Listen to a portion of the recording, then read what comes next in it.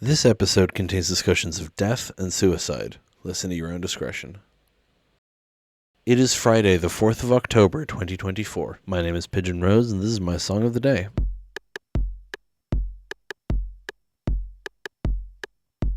Today, we're talking about Audioslave again. Remember Audioslave? Last time we talked about Cochise, which is like the big kickoff of their first album, you know. Today, we're talking about Like a Stone, which is from the first album as well. It's track 5. And it's a slower song. It's more of a ballady kind of song, but still showing those rock sensibilities. And we'll talk about that when we listen to it, of course. There's a music video as well. It's pretty good. Not essential viewing, but it's a good music video. And we've talked about Audioslave. We've talked about Chris Cornell. We've talked about the other people in the band. I don't think I need to give it much setup other than just going right into it. So let's just listen to it and then come back in a few minutes and talk about it.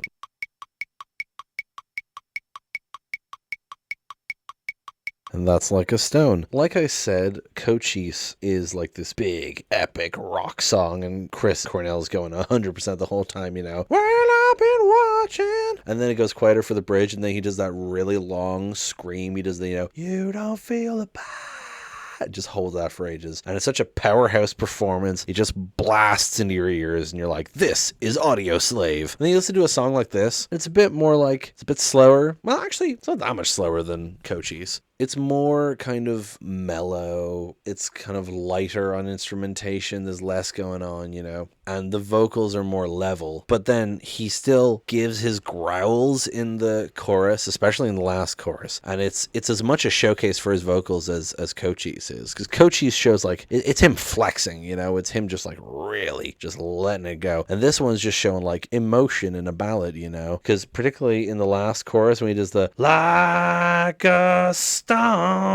Like, I love Chris Cornell's voice. It's such an interesting and unique voice, and I really think it sounds lovely in this song. So in terms of what the song is about, well, some people were confused about that maybe. Tim Commerford, particularly the bassist, said that he always thought it was like a love song, and then he went up to Chris Cornell and he asked, like, what is he waiting for? The thing about waiting in the chorus, and Chris said he's waiting to die. And then Tim Commerford kind of looked back over the song and he's like, oh, that makes so much more sense. I kind of get Chris Cornell as a writer now, because he went back through all of his previous work, like Soundgarden, Temple of the Dog, and everything. He was like, oh, I know what kind of writer he is now. This makes more sense to me. There's like an interview where he says this, and it's great. And it's really interesting because the chorus you could read as this romantic thing of like longing to be with someone. And I'll wait for you here like a stone alone. But it's actually about, Wikipedia says it's about an old man waiting for death who sits in a house alone after all his friends and family have passed on, waiting to be reunited with them. And that's what it is, you know. It's just someone waiting for death like a stone. Now, Chris Cornell was asked if the song was kind of about Lane Staley from Alice in Chains, who had died not long before the song's released, but he basically explained that he wrote the song before Lane Staley died, and also that he's not really the kind of person who writes about personal events directly. Like, his personal experience will obviously go into songs, but he doesn't sit down and go, I'm going to write a song for Lane Staley now, you know. That's not the kind of person he is. Anyway, let's go through the lyrics, shall we? On a cobweb afternoon in a room full of emptiness, by a freeway I confess I was lost in the pages of a book full of death, reading how we'll die alone, and if we're good we'll lay to rest anywhere we want to go. So, a cobweb afternoon already gives you this image of not decay, but like abandonment. You know, people associate cobwebs with like old abandoned places, dusty halls, you know. It hasn't been cleaned in a while, so there's cobwebs. A cobweb afternoon in a room full of emptiness really makes you think of like an old person's house, right? By a freeway I confessed I was lost in the pages of a book full of death. So people reckon that's a reference to the Bible. Reading how we'll all die alone, and if we're good we'll lay to rest anywhere we want to go. So, you know, Chris Cornell said specifically it's about someone thinking about the afterlife they want to go to and hoping it's like that, right? So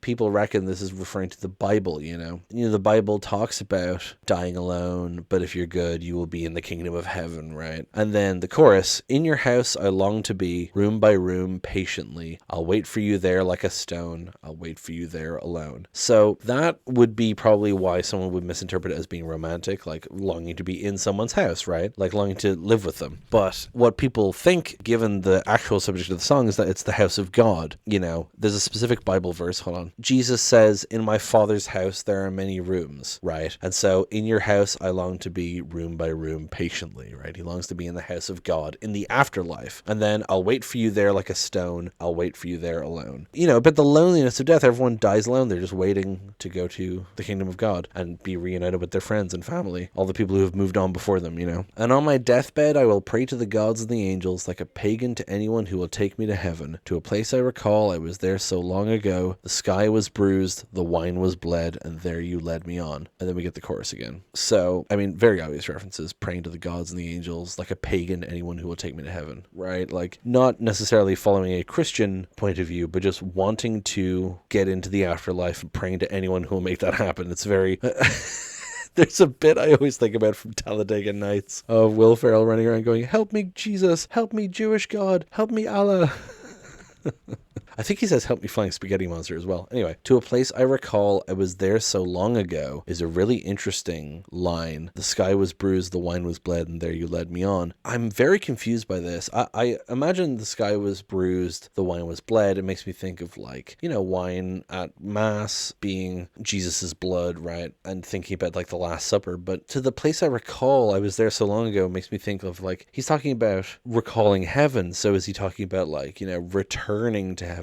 Being there before he was born, right? It's a really interesting lyric to me. Maybe kind of invoking reincarnation, the idea of repeating and going into heaven again. Then we get the chorus again, and then we get a guitar solo. I love how up to this point, the guitar almost makes me think of maybe Nirvana. It's an interesting, it's ding, ding. It's relatively plain, but it works very well. Obviously, it sets the mood, but it's very not Tom Morello, because Tom Morello is known for his weird effects and wah-wahs and flanges and all that.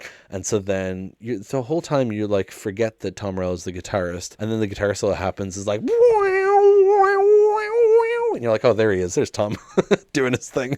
Couldn't keep you away from that fucking effects pedal for 1 second. Anyway, and then we get the bridge. And on I read until the day was gone. And on I read until the day was gone. And I sat in regret of all the things I've done, for all that I've blessed and all that I've wronged. In dreams until my death I will wander on. So it's talking about, reading the Bible or whatever this book of death is, sat in regret of all the things I've done, kind of at the end of your life, looking back in your life, kind of weighing up your sins and your virtues and everything, and just kind of moving through life, the rest of your life, as if you're already dead because you're just waiting for death. And I know he's created a character here, and he doesn't set out to do personal things, but personal things bleed in sometimes, and he did commit suicide, so it feels like his personal life has bled into this a bit, talking about walking in this kind of death-like state until he died, It always kind of comes back around. You notice these things afterwards. And then you get the chorus one more time, and like I said, he does the thing with his voice, like a stone. Love it so much. Love this song. The music video is also very sweet. It's it's them alone in a house, which is also obviously very sad and adds to the mood, but there's also just clips of them hanging out and smiling and laughing. Tim Commerford's kid is there. It's very sweet. Anyway, I don't think I have much else to say about it. It's a pretty straightforward song. Some great introspective lyrics, really nice music. A really interesting contrast to Cochise, really shows the range of the band and how they can nail both the big epic rock number and also the slow ballad, while still keeping the slow ballad a rock number, you know what I mean? Anyway, yeah, I think that's pretty much going to be it for today. Thank you so much for listening. Please hit like, hit subscribe, leave a comment down below. Tell me what you think. Tell other people about this show. Thank you so much for listening, and I will talk to you tomorrow. Break it down.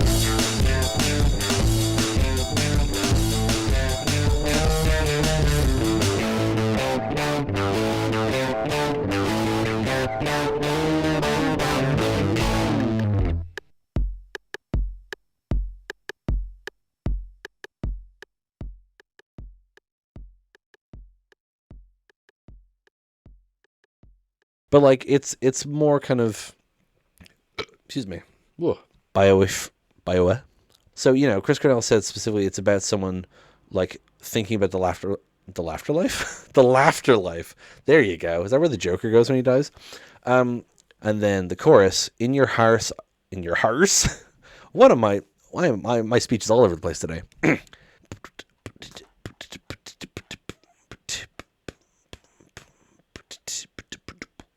Why can't I find this Bible verse? I could find it earlier.